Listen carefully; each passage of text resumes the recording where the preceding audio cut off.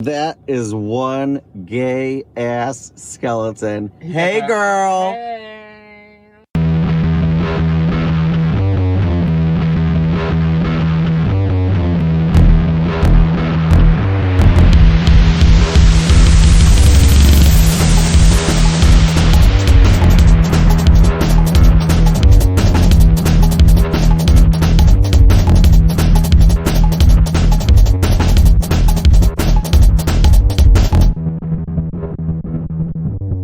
I'm Justin. I'm a Skullcom librarian. My pronouns are he and him. I'm Sadie. I work IT at a public library, and my pronouns are they, them. I'm Jay. I'm a music library director, and my pronouns are he, him.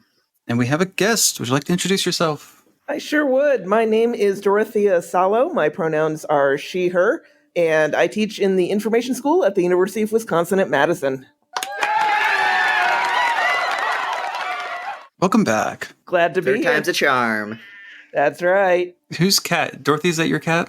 It's probably my cat, yes. It's His not name Arthur. is Lancelot. His pronouns are he, him, and he's being a jerk. Arthur, did you hear that? Arthur, there's a Lancelot. Hey, we got I a just theme need a going. guest with a Guinevere. Yeah. Arthur, do you want to make a best friend? No. Arthur, come up here. No? Okay.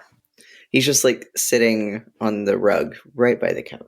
Yeah, Lancelot's big issue stretch. is that if I'm not sitting in exactly the correct way in the chair, he doesn't get to sit where he wants to sit. And this is clearly a problem. Mm-hmm.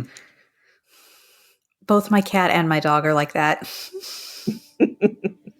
That's why I was getting yelled at. Nice. So, Dorothea, we brought you on because I'm interested in the Carpentries, which I knew as the library Carpentries, but I think I don't understand them. So that's why I brought you on. The more I try and understand it, I'm more confused. So there's like 3 of them, but they're all the Carpentries, whatever. But first, we have an Ask Reddit. Those people are dum-dums. So, yeah, you tell them, Lancelot. That's right. Okay. I think this one's a relatable one. And since we have iSchool faculty here, that'll be helpful. How to gain experience developing and implementing library programming. I have a bit of a question that could be summed up using the phrase, what comes first, chicken or the egg? The egg. Eggs evolved before chickens. I graduated with my MLS about 10 years ago, and after struggling to find a professional position during the recession, I went to IT. Now I want to get back into the game. However, I have seen public library programming experience as a qualification. My question is, how do you develop programs when you are not working in a public library setting? Hence, what comes first, chicken or the egg? Again, the egg. I don't know why you're still asking this. Right now, I am volunteering at my public library doing program support. I basically show up right before the event and serve as a librarian's assistant. I also volunteer at a not-for-profit bookstore. Am I on the right track, or do I need to expand my search? So I am not a public librarian, so I don't know how helpful my advice would be on programming, but I actually have never really seen programming. I mean, you can see anything in a job ad these days, I guess, that doesn't need to be there, but programming is qualification. How do you do it? Sounds to me like they're on the right track. Yeah, because what I would say is that 1, apply to jobs even if you aren't qualified for them. Just shoot your shot. Always. Yeah. 2, I mean, I'm a music library director and I don't have a degree in music. So, don't live your dreams, kids. But with programming, if it specifies library programming, what you might do is so my previous position, I did discovery, layer work and stuff. And I had never done that before. But what I did when they asked me questions about it, or I had to talk about it in the interview process, I said, I don't have experience maintaining or managing this, but I do have experience using this both as a patron and as someone teaching it to patrons. And so I do know how it works on the front end, and therefore when I would do work on the back end, I would have that in mind. So think about how you can spin your inexperience to sound good. That was a colleague had given me that tip. She was like, say this, and I was like, oh, it's genius. So see all of this other experience you're getting, or say you've gone to library programs before as just like a person attending them. What do you like add that in there? Like, what did you think about them? Like, what might you do for that program differently or something? That would be my advice. Yeah. Well, for one, you should be ask the librarian you're working with at these programs that you're volunteering for. Like, that seems pretty smart to me. Just, hey, how did you get this idea? What led up to this idea? What resources did you need for this idea? All of that stuff. But also, like, if you spent 10 years in IT, also just spend the experience you do have. Like, if you have experience in IT, so like come up with an idea about doing, I don't know, like a tech help lab. How would you go about doing that? You could design a program like that and, I don't know, ask the librarian that you support if that seems like something that the planning portion of it seems like if that's the same. I don't know. There are a lot of ways to spend experience and inexperience. What I might do strategically, or what I would advise one of my students to do if they were looking at a job interview that included, you're going to be doing programming, definitely scope out the library's calendar, find out what kinds of programming they already do. And then there's an entire LIS literature on things like book talks and story times and reading circles and craft circles and just whatever kinds of event that particular library seems to favor, you can find out how to do it. And you can also come prepared to the interview with, okay, I know you've been doing a lot of book talks. I know you've been doing a lot of, whatever they've been doing a lot of. I'd actually be interested in changing it up and then, propose a program that fits with who you are and what you can already do. Yeah, you can definitely do programming for computer stuff because they always need someone to teach basic computer skills. Oh, yeah. Yep. And probably like a lot, maybe like most librarians might have like computer experience, but if you have like experience in it, you probably have more of that kind of knowledge and experience than a lot of the other librarians who would be applying to this position. Mm-hmm. And if that is a type of programming that is highly desired, that maybe other librarians might not have. Like, they might have some skills, but not to the degree that you would, where you might even be able to offer more advanced stuff or answer questions more deeply than other people. Yeah. Okay. Good luck. Good luck, kid.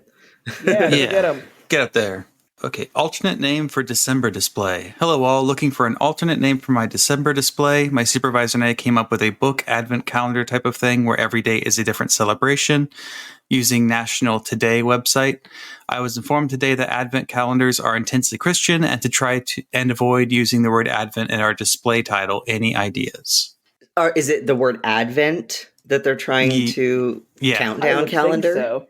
A winter holiday a day. Countdown calendar. Yeah. Sure. Alliteration. Wait, is that alliteration? Yes. Mm-hmm.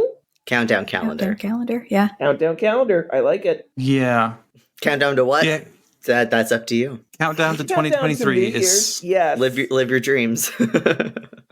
Yeah. And also you could just do a book a day kind of stuff. But yeah, I feel like this kind of thing like annoys me with when you take like a Christian thing, you're just like, no, it's a generic thing. It's like, just call it a Christmas party. It's always during Christmas. Just call it an advent calendar. It's fine. Okay. This is a pet peeve of mine. That's why I don't like the whole Common Era before Common Era. It's like, it's still a Christian calendar though. Just say what it is. Say what it is. It's fine. Whatever. This impulse gets me annoyed, so that's why I put it in there. But yeah, just call it a countdown calendar or something. I don't know. Consider not having a title to your display at all. Mister. I mean, just do it. I used to do that all of the time, especially for like winter stuff. They were mad popular displays. I couldn't keep stuff on it. So it was literally like anything even hinting at snow or a winter holiday or anything like that. It was like, it goes on the display because there's no theme here because it goes out too fast. So, you know, things on the table we are highlighting. Yeah. Put the calendar of the days that you have, just slap that up there so they can figure it out themselves. Don't title shit. National Day calendar. We're going to turn into beat poets about this. Well, yeah, I was going to say, instead of the witch, now you can have like the Grinch. And the Grinch. Yeah. He stole Christmas and Advent, I guess. He stole Yeah. them, so you can't call it that. I've been saving the picture of the Grinch with like a huge ass. I've been saving that for like 3 months to post, and I finally felt it was close enough. Good. Yeah. What is it? The Grussy? Is that Yeah, what it's yeah. People really want to fuck the Grinch. I don't understand this impulse, but I support Wow. them. I do not share in this desire, but I support their journey in fulfilling it. Likewise, uninterested, but you do you. Or I the might Grinch, watch. whichever. today's National Espresso Day, if anyone was interested. Okay. I've been hanging on to this one. How many languages are offered on your library computers? We had a patron complain that we didn't offer Russian as a keyboard language option. Made me wonder how many languages do other library computer offer? Similar, not exact, but I guess related. So my institution, it's just graduate students, and the majority of them are actually international students. We have a lot. The bulk of our students are international students, and they have to have a certain degree. I forget which of the whatever levels of like English proficiency to be accepted. And then we do offer like remedial, like not remedial, but like we do offer like English classes, especially for like slang or like alliteration and stuff, especially for like the composers and the singers and stuff, like in addition to the regular diction, because I'm at a conservatory. And I had asked, like in like a staff meeting, I was like, would it maybe be like a good idea for me to put bilingual signs for things in the library in English and Mandarin? And apparently this was a discourse that had happened before I got there, because I actually work at an institution that tends to walk the walk and talk the talk that it's doing. I've like actually been legitimately impressed with it. And so I was like kind of surprised there wasn't bilingual stuff. And they're like, well, we tried that. And then students kept getting angry if a specific language wasn't on there. And so eventually you just be like, when do you cut off which languages do you put on there? And so eventually they just had to reach the decision of like, because you're always going to be excluding one. Like you're always going to be excluding them. And so they made the decision of, this is an English language school and you have to be able to speak a certain level of English to attend it. Therefore, our signs are just going to be in English. Now, granted, I'm not at a public library, but when they said like, we tried that, and then more people were just like, well, why isn't this language on there? Why isn't this language on there? Why isn't this language on there? And on and on and on, to where it's like, which ones do you pick? So, because it's like, how often are you updating your signs? But so I imagine it might be easier on a computer, but I don't know how you do like that with the operating system. Sadie probably knows, but this is the Christmas thing all over again. Yeah. It's just we're just defaulting to this. It's what we're doing. But yeah, that came up at my last job too, because we would always try and have bilingual dictionaries, but I could never get them to put out the money to get a Haitian Creole English academic dictionary. There's only one. And so I was like, we need to order this one. And they're like, no. And I was like, okay, but that's like most of our students' first language. And we need an academic dictionary because they don't know the word in English and can't look it up in a traveler's dictionary. I mean, that makes sense to have. Yeah. Yeah. Well, and I've thought about this a lot, actually, just at both of like my current job and my previous job, even though it doesn't fall under my umbrella at my current job anymore, but specifically because I live in an area that has indigenous languages. And I know at least in some of the places they're taught at public schools. So it would depend on the setup of the public computer. So like, I was thinking about it at my current job and realized it was kind of a non-issue because patrons can install whatever they want on our computers. So they have permissions to do that. So maybe you don't need to do it for them. You can just give them instructions on how to download the keyboard or add the keyboard themselves. Or so you don't have to redo the entire OS? Not normally, no. You can usually just go in and add a language and it'll download it. It would vary depending on programs. So like things like Office, if you're like a really Office heavy users, that might get a little trickier because you have to like install language packs and stuff. But ultimately, That's what our students do a lot. yeah, Mm-hmm. yeah. I would think that would be kind of an IT question plus just like a demographic question. Like, Yeah. you have, Haitian Creole speakers or Spanish speakers or Vietnamese speakers or, Salish language speakers. So like, it would vary, I guess. Yeah, there's also like the alt commands that most people use because I like to, whenever I'm typing in Spanish, I like to use the US International keyboard, which is the way I initially learned how to do it. But when I take Spanish for staff and faculty, he always advises us how to do like it's like a alt pressing. So you use the regular US English keyboard, but it's alt whatever keys, alt tab, whatever, in order to get the accent of the character you want. So yeah, I think it's pretty easy to set up on most, but like having a separate keyboard isn't usually necessary. Depends on the language, I guess. That was Ask Reddit. Those people are dum-dums. Actually, we didn't have any real dumb questions. That felt kind of rude. Those were all really good. Anyway, Those are good questions. Most of the time, it's like, can we ban children from public libraries? Or like, no. mentally ill and or homeless people are creepy. Can we get them out? That has been a theme as well. Or just people being cops. God forbid you be a male in the children's kids section. Yeah. Yeah, so I'm interested in the Carpentries because I had a faculty member reach out to me about TOPS, and he wasn't coming on to me. It is Teaching Open Science initiative by NASA. So they're trying to teach people how to do very basic open science stuff. And because it's NASA, they're giving you a shit ton of money to teach stuff that I, like a chump, was teaching for free. It is very much like set up an Orchid account. The end. Here, write a readme.txt. Give me $400,000. So yeah, so I was looking into it, and because it's new grant, there was not a lot of great documentation. It was very confusing, and there was like some confusing language around certification. But somehow I found a link. I couldn't find it again, but it just linked to the instructors for the Carpentries.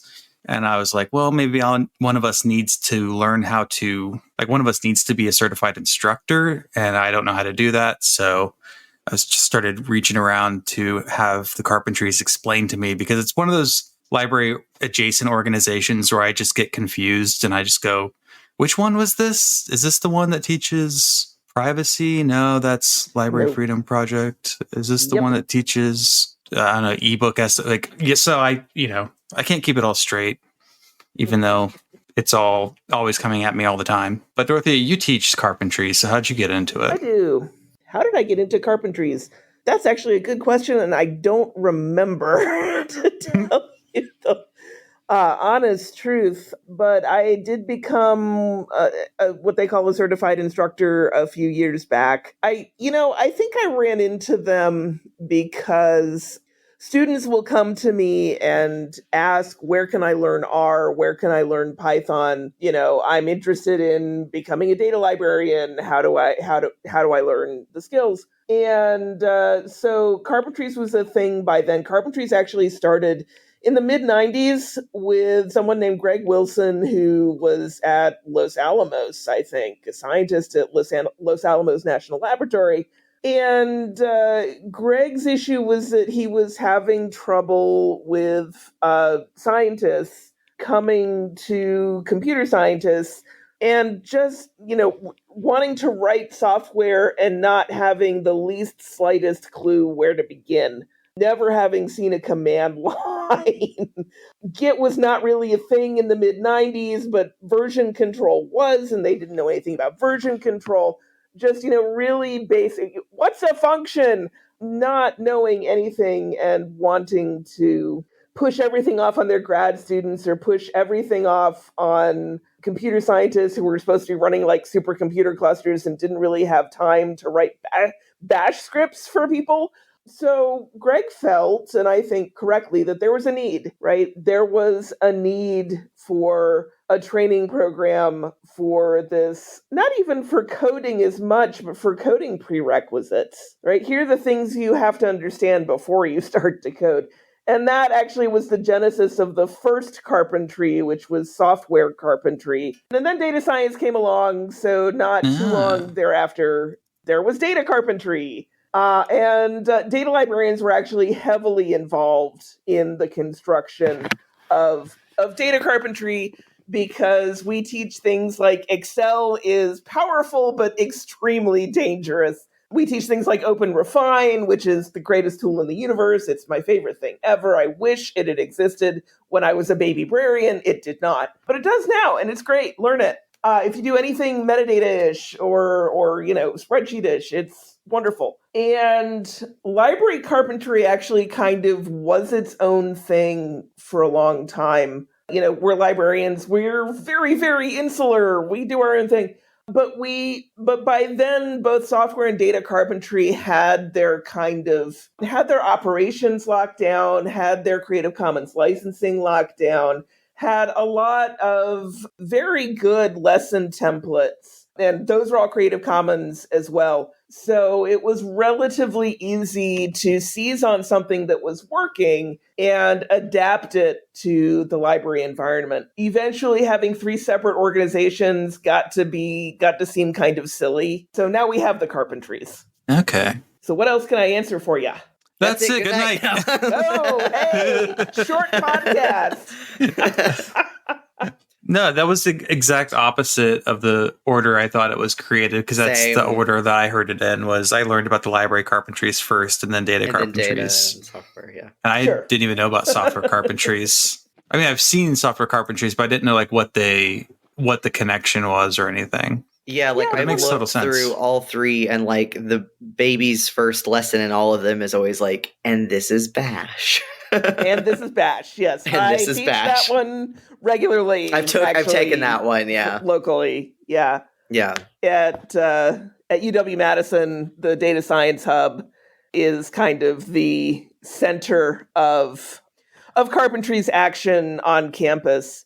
And so I'm kind of part of their core instructor cadre. And Sarah Stevens, actually, who runs Data Science Hub, is now, I just found this out today, actually on the executive board for the Carpentries. So, hey, go Sarah. Hooray. Shout out to Sarah. Yeah, Yeah.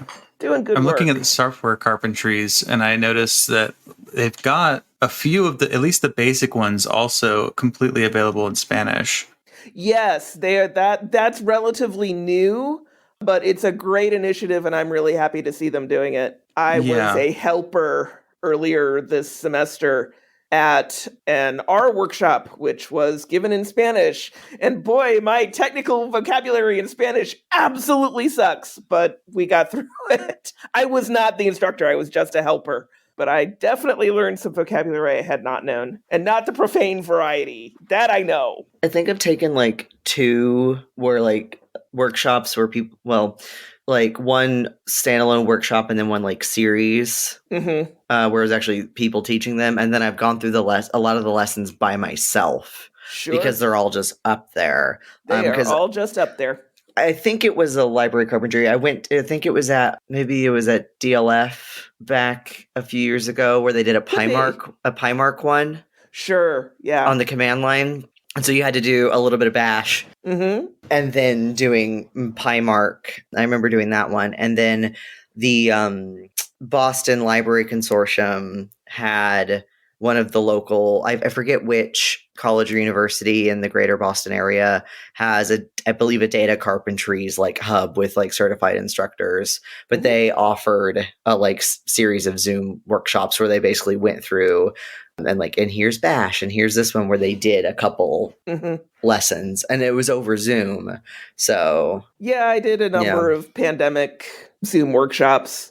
I did a Bash one. I did one for SQL. I think I helped for a Python one.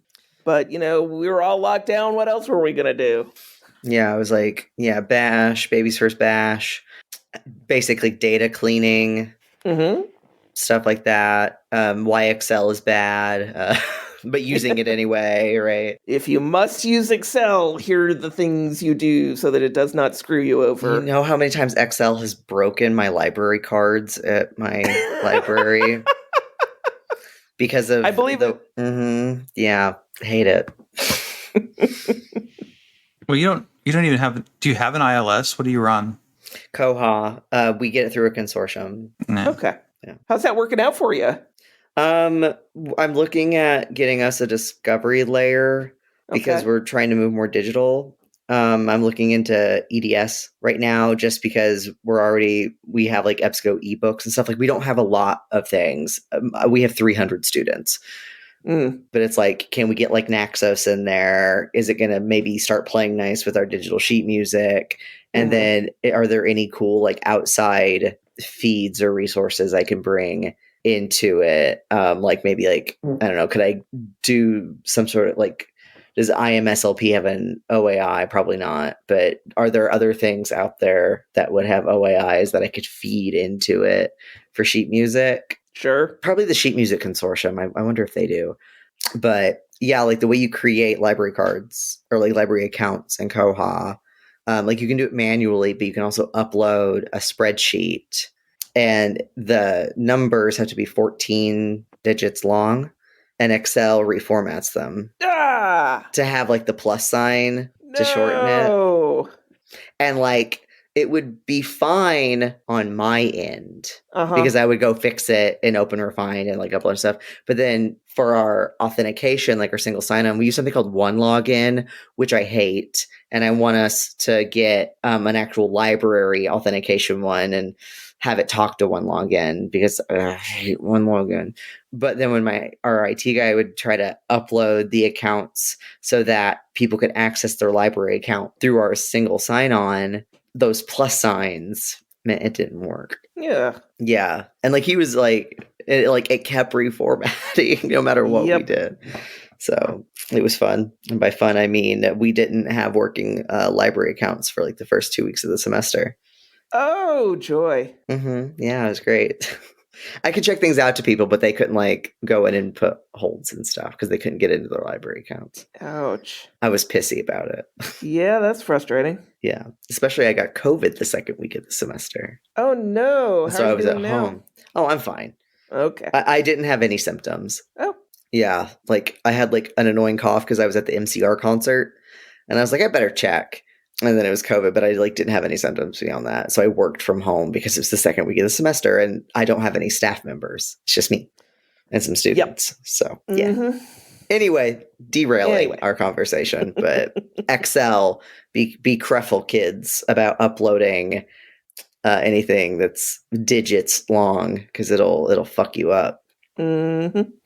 Excel, destroyer of world economies. Yeah, like one thing it pointed at that in the data carpentries class I took, where I was talking about Excel and data cleaning and formulas and stuff, was that Excel doesn't go like its dates don't go before 1900. So if you're a special collections librarian or an archivist, dates in Excel are the absolute worst. And you're working with materials, in the 19th century. You're fucked, basically. Excel understands a million different date formats. The one date format it does not understand is the actual standardized date format, ISO 8601. Like, what? Microsoft, what? What are you doing? Besides screwing us all over with your horrible product. But yeah, this is the kind of stuff you learn in like data carpentries. At least. And like this was taught to librarians. So it wasn't a library carpentries. It was data carpentries, but it was geared towards librarians. And so it was like, like one of the things it showed was like if you're doing instruction session or like workshop statistics and stuff, and putting those in spreadsheets and how do you do that? And then like cleaning data. And so pointing out what date limits there are in Excel and all of these annoying things you have to look out for that you really only otherwise would learn by having it fuck you over a couple times. Exactly. So you get to skip the getting fucked You over get and to breaking skip your library accounts. Yes, you get to skip up the learning curve quite a bit, and yes, which is useful. And it's great because like I could go take an Excel class and learn all this stuff, but it wouldn't be geared towards the type of work I'm doing. Right. One of the things that the Carpentries did from the very beginning was try to situate their lessons in then, of course, a scientific context, but a specific scientific context. So there's like data carpentries for ecology, there's, carpentries lessons for various social science. They're actually pretty careful to be like, okay, this is the kind of data you would probably be working with, and here's some things you might want to do to it. So like you wouldn't think a reference librarian would be fucking around with data and Excel, right? But if you're keeping track of like workshops and sessions that you've been doing and who's attending them and all that, like here's how you would collect that data in a spreadsheet. Here's how you might format that data. Here's how you might do like analytics with that data. Here's how you make sure that data is clean. Like all the stuff that you might think is more in the realms of like tech services librarians or stuff like that. Like it wasn't just geared towards tech services librarians. Right. Which I think a lot of people think like, oh, this is just for the metadata folks. Oh, no. No. Yeah, it is not just for the metadata folks. Like you can get a lot out of it, even if you're not like a metadata person. Absolutely. You do not have to be tech services. You do not have to be the e-resource person. Oh my gosh, them and their spreadsheets. Wow. Counter terrifies me. Mad props to all the librarians who actually understand Counter because I do not. But yeah, there's a million uses for Excel in a library. Doesn't hurt anybody. I mean, not the least of which, of course, is plain old ordinary budgeting, which is what Excel was actually built for.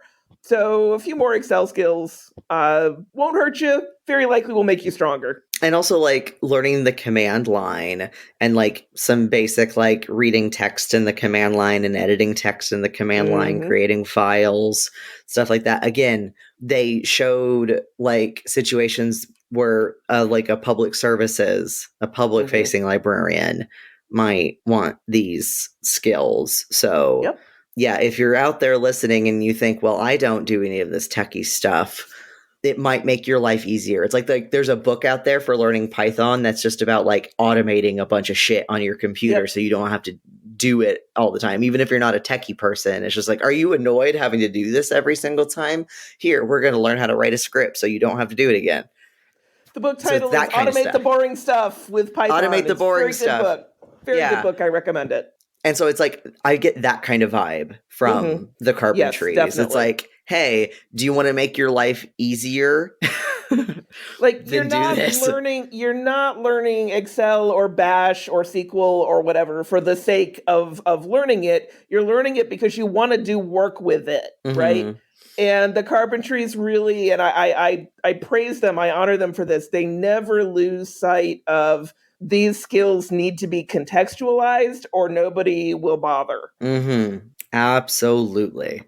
And granted, some of them are more techie than others and maybe less relevant to people who aren't working with a lot of data all the time, especially once you start getting into the ones that are like, we're going to do Jupyter notebooks. Although Jupyter notebooks, might be relevant for reference librarians. They're really good teaching tools, but like the more advanced you get with some of them, the more specific they become, I feel. But those like intro and beginner lessons in each of the subjects are like gold. They're awesome. They're actually super practical. Yes. Yeah. And the pedagogy in the Carpentries, this was the thing. So Greg Wilson, himself a scientist, didn't know anything about teaching when he started. He will be the first to admit this, by the way. I am not in any way, dissing Greg. But it was something that he suddenly got very, very, very, very into, pedagogy and, the psychology of learning and a little bit of neuroscience. And he got super, super into this stuff. And if you, Justin, go through the process of becoming an instructor, you will find that that's a lot of what they try to speed run you through in the instructor training. And, if you're a liaison librarian, if you do library instruction on a regular basis, I gotta tell you, you will find a lot of this stuff honestly super insulting. It is so basic. It was really frustrating for me because when I went up for certification, I had been teaching for a decade already. And I'm just like, can we skip to the good stuff here? I really don't need to be taught how to teach. But I get it also. They're working with scientists for the most part who are not and research scientists, right? Not even scientists who themselves teach at a university or whatever. These are people who literally know nothing about how to teach. And so the instructor training, to a large extent, is about speed running this specific type of person to the point where they can get up in front of a classroom and actually do a creditable job. And correct me if I'm wrong, but because I know library instruction and more formal teaching, obviously there's a lot of overlaps, but they are different pedagogical styles with different goals and different techniques and different aims and stuff. There's a lot of overlap, I feel like. And so I feel like even librarians might not automatically fit one-to-one into the pedagogical style. And so that training is really useful. Maybe, other librarians will go through this and will have a different experience. I found it really annoying, truthfully. But it's only 2 days long. It's survivable, even if you find it annoying. And a lot of the librarians, well, I don't want to say a lot. Some of the librarians who will be interested in becoming Carpentries instructors will be coming more from the systems and data and consulting side of the house. And so maybe they don't have the practical background in teaching that a liaison would have.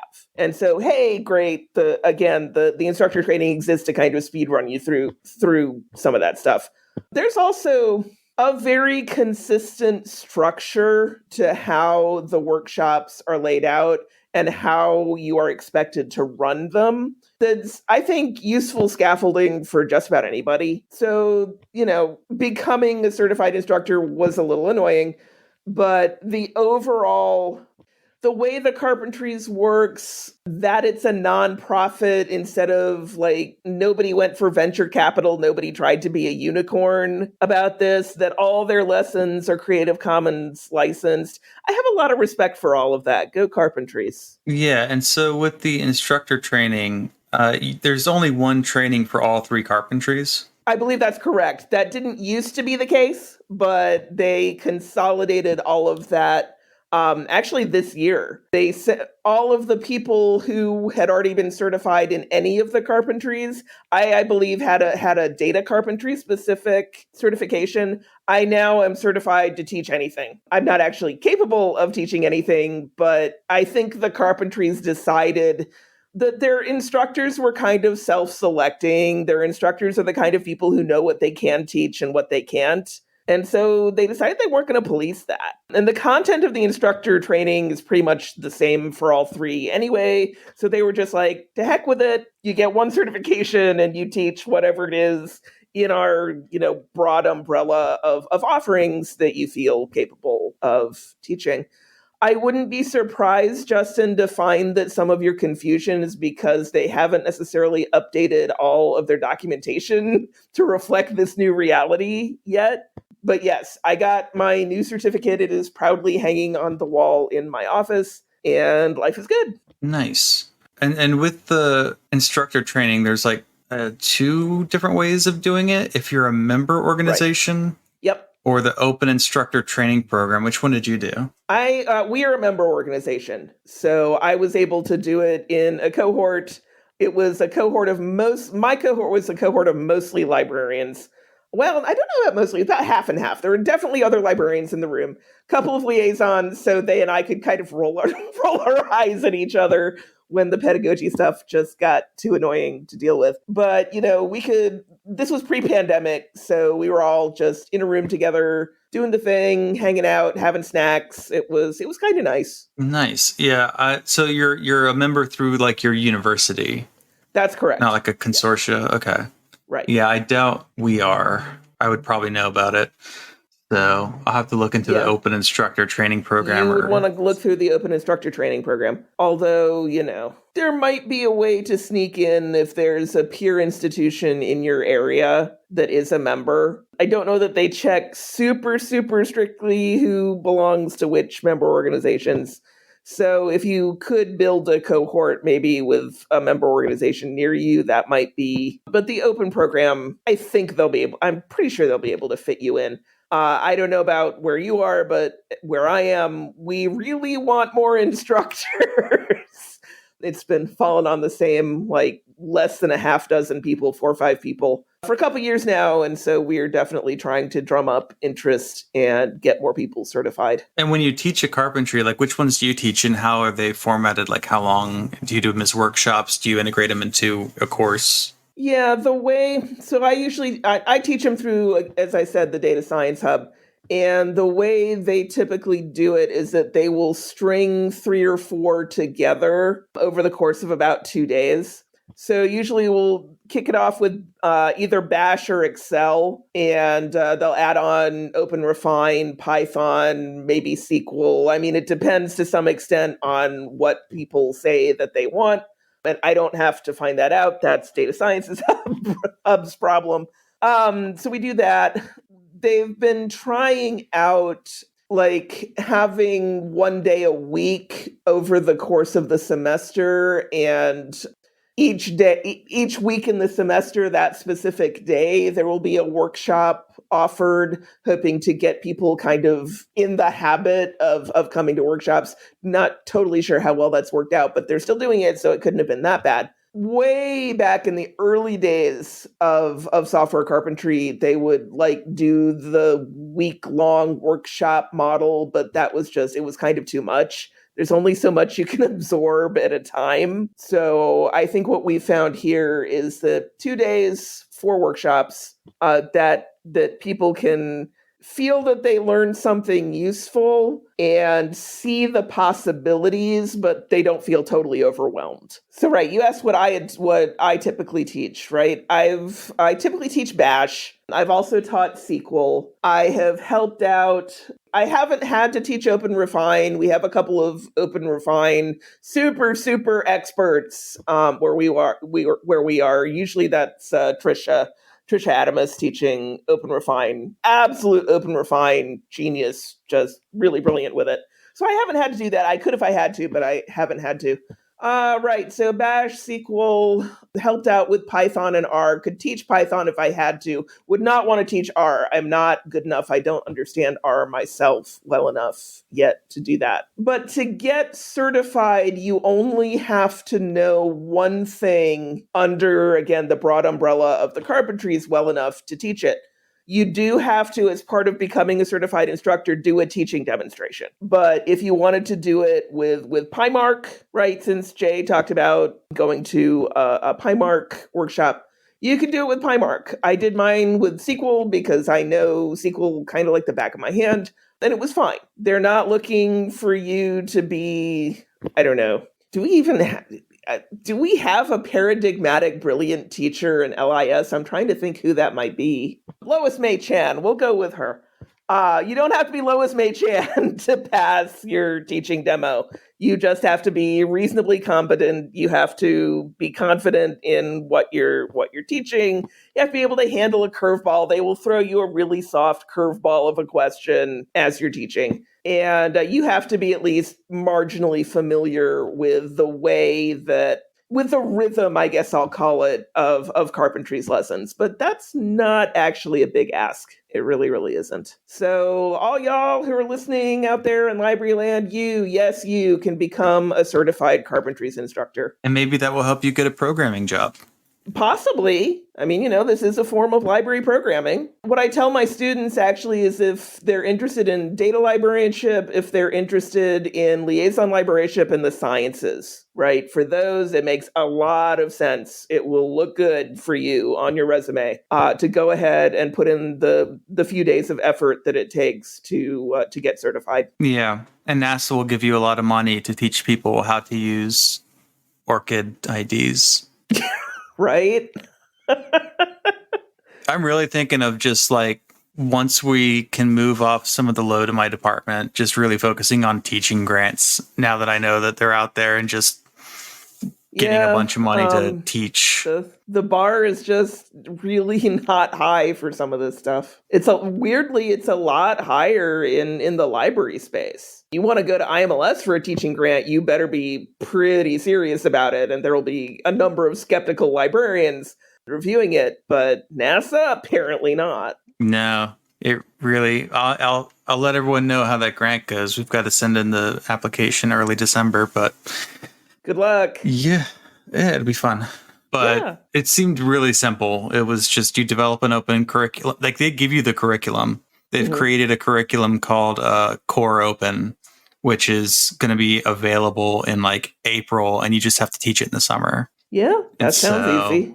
I have a $1 million question. Okay. Do you get paid at all to be an instructor? It's all volunteer. Mm-hmm. So, yes, there are some, shall we say, labor issues there. But again, the origins of the Carpentries was kind of scientists teaching scientists. Yeah. And, scientists tend not to be super hip to labor issues. So here we are. I'm not saying it's inherently bad that this is like volunteer, especially the fact that all of the lessons are also just, you can just go look at them and do them yourself without the benefit of a workshop with someone you can actively ask questions from. You can just go through them at your own pace. I've done that like a few times.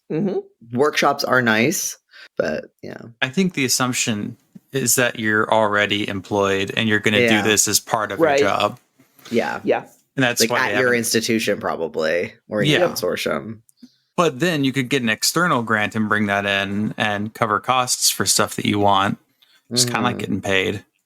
Yeah, like I'm wondering if maybe the Boston, like when I went to the Boston Library Consortium ones, because that was like for an entire consortium and not just one institution, if maybe there was something there with that. Could have been. I mean, you could definitely sponsor. I mean, there's nothing stopping the institution from sponsoring it. Yeah. No, not at all. Funding sources are probably weird, but it's not like centralized, which I think is good. I think this is more or less a pretty good model in terms of the open education space.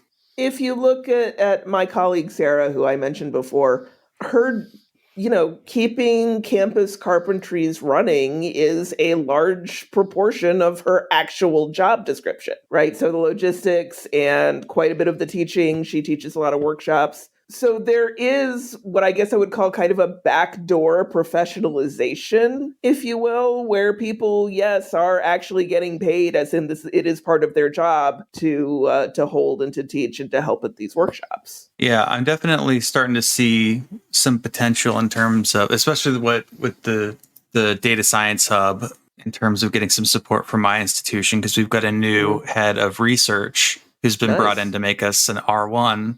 Because he did it at UTSA. Okay. So basically, the library is trying to find ways to get money because we haven't had our budget increased in like 7 years since we became a new university. So if they'll let me hire like 6 people and run a data science hub, I'll do that. Well, our data science hub doesn't not have 6 people, but you might be able to pull off 2 or 3. Pulling off 1 would be amazing at this point because we haven't been able to hire anyone in like 3 years. Yeah, I hear you. Yeah, I'm gonna play around. I'm gonna bring all this back. We're doing this right before Thanksgiving, so I'm gonna forget all of this. But that's why we recorded it. I'm just gonna re-listen to this as my notes, and then go back and follow up on all this. I think we're good to wrap up unless there was anything else. Dorothea, was there anything going on that you wanted to plug? I know you've got new stuff going on at Spark. We're basically a Spark affiliate at this point. Close to. No, Spark is interested in e-resource privacy, particularly as the big pig publishers stop being big pig publishers and start being big pig data brokers, basically. Spark is not a fan, and I am not a fan. So I am currently working with Spark on putting together a resource library of elevator pitches and talking points about e-resource privacy to all of the, well, I don't know about all, but a lot of people on your campus that folks who are interested in e-resource privacy might have to talk to. So students, faculty, IT, general counsel, we have all this laid out, and we're going to try to build the best talking points that we can to get these people on our side. Yeah, and if you're a graduate student, because I know that's probably about half of our listeners are students. Nice. Hi, y'all. Yeah, as far as I can tell, I would definitely recommend finding out if your institution is a member of Spark, and then if you're interested in this stuff, seeing if you can get on the Spark listserv, because you can only do that as a member. And that's a really valuable resource. And you can also get involved with some of the Spark goings on. There's nothing stopping you. You can. The other initiative that's going on alongside the one that I'm co-leading is one for actual privacy-related contract language. Nice. Yeah, really looking forward to That's seeing great. what those folks come up with. So good times. A lot of working groups. I'm looking forward to them. Okay, anything else you wanted people to know about? Just that Library Juice Press, Ethics and Linked Data coming out sometime this winter, and Ruth Kitchen-Tillman and I have a chapter in that on the ethics of linked data sustainability. Ooh, spicy. Yeah, we basically, the authors of book chapters in that book, we all peer reviewed each other's chapters. So Nice. There's a lot of good stuff. I can say with authority, there's going to be a lot of good stuff in this book. Nice. Great. Okay, thanks for coming back on, and Super happy to. good night.